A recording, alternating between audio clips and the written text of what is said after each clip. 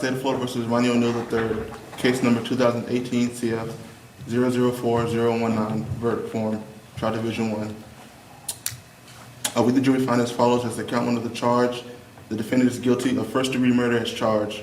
The defendant did actually possess and discharge a firearm causing death.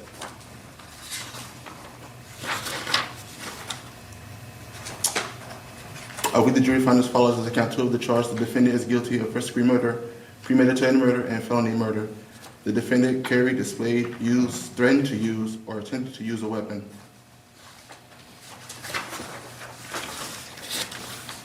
We, the jury, find as follows: the count 3 of the charge, the defendant is guilty of attempted first-degree murder as charged.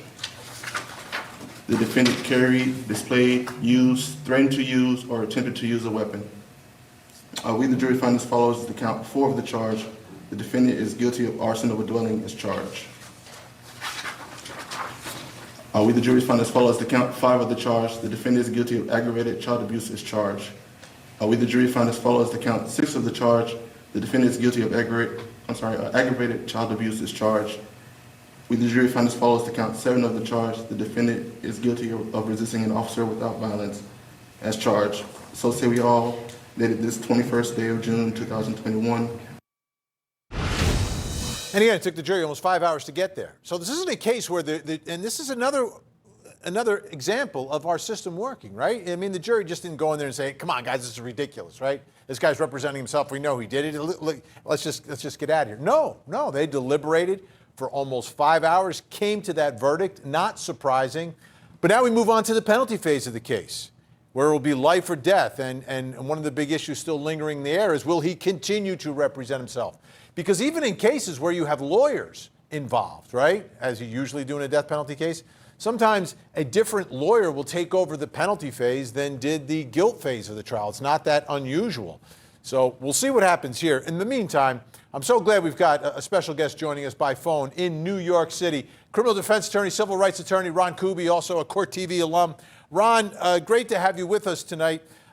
Let me start first with your overall reaction to this defendant and the fact that you've got someone in a death penalty case representing himself. You know, Vinny, I think you did a very good job of describing your sense of incredulity watching him. The only adjective you didn't use, which is probably the one you should have used, is the word crazy. I mean, the man obviously is insane. The standard for legal competence to stand trial is so ridiculously low that if you can tell the difference between a judge and a grapefruit, you're deemed competent to stand trial. He screams out during his summation that, in fact, he was guilty of at least one charge. This isn't a sign. I mean, the fact that it took the jury 5 hours to work through the multitude of different charges, 3-4 different charges for every victim, that's not a sign the system works. It's a sign that we have the form of a trial, but we have an actual, authentic, crazy man who is the defendant, and we can tell that he's crazy because he's representing himself. Usually people this demented just sort of sit there quietly and are medicated, are seen and not heard. But this time he chose to represent himself, not unlike my former client who became my colleague, Colin Ferguson. You remember him. Absolutely. Absolutely. Okay, so let's take a listen to a little bit of his closing argument today to give the folks at home a flavor for what happened inside that courtroom before the jury deliberated. He's playing a fraudulent damn recording of me beating Kenyatta Barron 15 damn times when that did not happen. And like I told you earlier, you will know the truth, whether in this trial or the next one. Better believe it. Because if you think I'm here to play around with y'all, damn it, I'm not. All right, Mr. Oneal, please stop using swearing language. It's not appropriate in a closing argument. Now, he played a recording that was sped up. Why didn't you play the regular recording? people can understand what the call was saying. Objection to the defendant asking me questions, Your Honor. I'm going to sustain I'm talking to people. Mr. O'Neill, listen, please just keep in mind this is not personal towards the prosecutors. Please keep your comments directed towards the evidence and the law. Thank you. Yeah. All these objections now. I know for a fact Kenyatta Barron's recording from her phone did not record calls sped up like that. I'm going to object now. He's talking about facts, not in evidence of what he knows. Again, ladies and gentlemen of the jury, as you were instructed, the closing arguments are just that. They're not the evidence or the instruction on the law. It's just what the parties believe the evidence shows or does not show. All right? Thank you.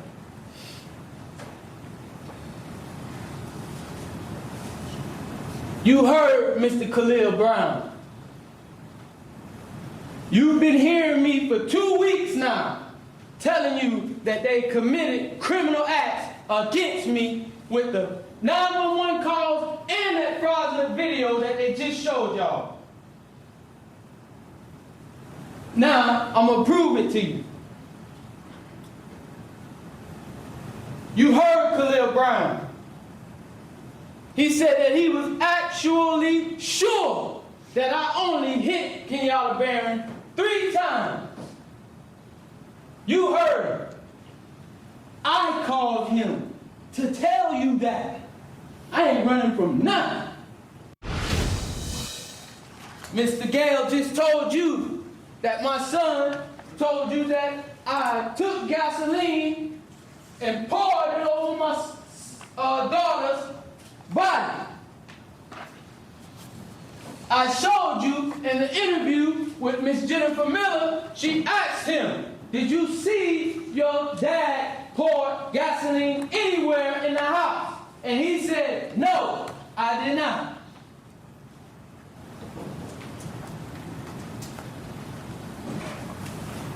But they are ready to use my son against me. But they weren't ready to use Khalil Brown for some reason. When he's 7 years older than my son, and saw exactly what happened. They falsified the audio recordings from her phone, and they falsified the 911 call to make me look like a damn menace to society. All right, Ron Kuby's still with us by phone tonight. Ron, let me ask you this. Would there have been a different result if there was a lawyer representing Ronnie Oneal? Well, you know, Vinny, that's obviously a very insightful question because, as we know, it's usually not the quality of the lawyering on any particular side that makes a difference. It's the quality of the evidence, and the evidence against Ronnie Oneal appears to be overwhelming.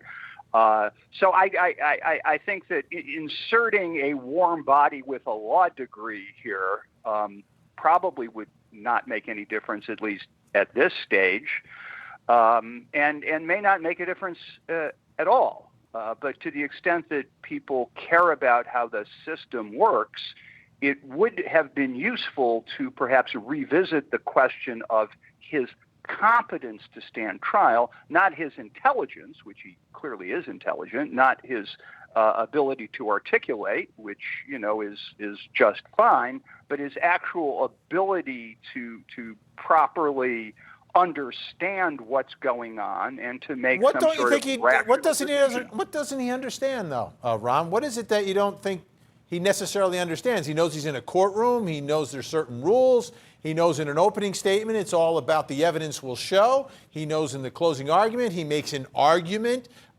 He knows that when the jury said guilty, he was going to be handcuffed. What is it that he doesn't understand? Right. That's great, Vinny. Those are all the forms of a trial. But the content here, as you could tell even from the brief clips, is sort of pure mental illness. Sure, they fabricated the tape recordings. Based on what evidence? No evidence. They're engaged in this vast conspiracy against him. Based on what evidence? No evidence.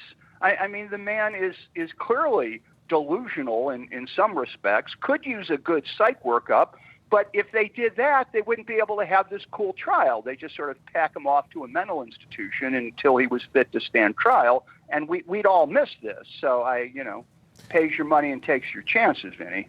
Well, I mean, there have been some cases where I have heard defense attorneys make arguments that weren't necessarily based on evidence.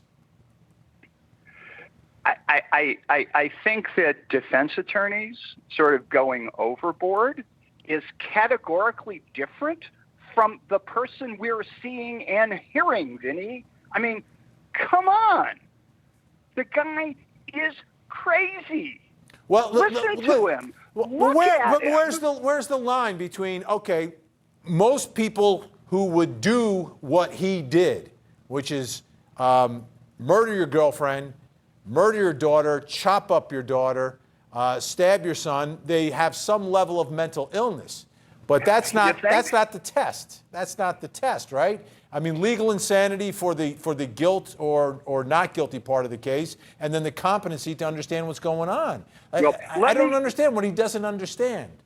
Let me suggest that if indeed he engaged in the conduct that you're describing, and it kind of sounds like he did, then you would think that if he was not insane, he would be rational enough to adopt an insanity defense, right? I mean, every defendant who's ever pleaded not guilty by reason of insanity has been sane enough at the time of his trial to make that rational decision. This guy is just off the rails. All right, point taken. Ron Kuby making some good arguments tonight. We'll see what happens tomorrow. He has a big decision to make whether or not he's going to represent himself during the penalty phase when it's life or death for the jury. We should find that out. Well, you can really tell that the jury's growing to like him based on his sort of friendly, folksy demeanor toward them, right? Maybe they'll feel sorry for him, Ron. Maybe they'll see what you're seeing and say that's not someone which is sent to death row. This is a desperate plea for attention and pity. You think that's working? Well, not for the guilt phase. It's not going to work because he did it, and the evidence shows that he did it. Okay. You think they're going to spare this guy's life, Vinny, based on what you've seen? Yes, I think there's a chance. I really do. It only takes one down in Florida now. It takes one. It only takes one down in Florida to save his life.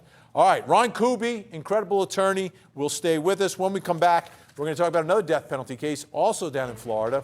It's a trial that you saw here on Court TV just before the COVID shutdown. Andre Warner was convicted by one jury, now a brand new jury deciding life or death for him. We'll have a live report as well from Bartow County coming up.